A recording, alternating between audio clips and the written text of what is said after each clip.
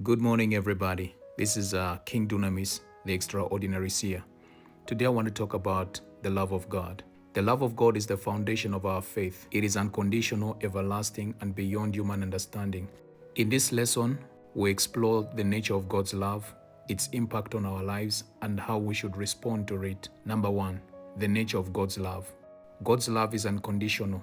Romans chapter number 5 and verse number 8. But God demonstrates His own love for us. While we were still sinners, Christ died for us. God's love is not because of what we do, but because of who He is. His love is not based on our performance. God's love is everlasting. Jeremiah 31 verse number 3. I have loved you with an everlasting love. I have drawn you with unfailing kindness.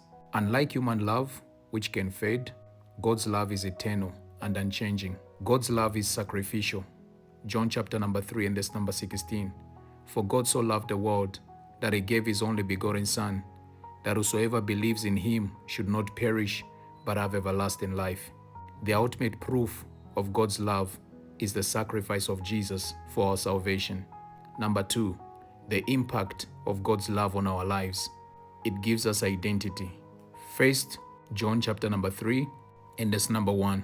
See what great love the Father has lavished on us, that we should be called children of God.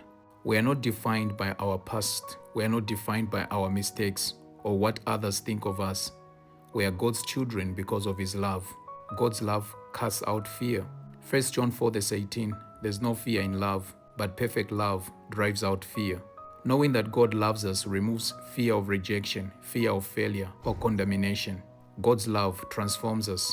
2 Corinthians chapter number 5, verse 14 to 15. For Christ's love compels us, that those who live should no longer live for themselves, but for Him who died for them and was raised again.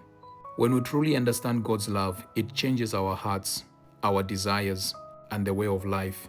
Number three, how should we respond to God's love? And this is how we should respond to God's love. Love God in return. Matthew 22, verse 37. Love the Lord your God with all your heart, with all your soul, and with all your mind. So loving God is not just about words. It's about living a life that honors Him. Love others as He loves us. John 13, verse 34 and 35. A new command I give you, love one another as I have loved you. So you must love one another. When we experience God's love, we should extend it to others, even when they don't deserve it. Trust in His love.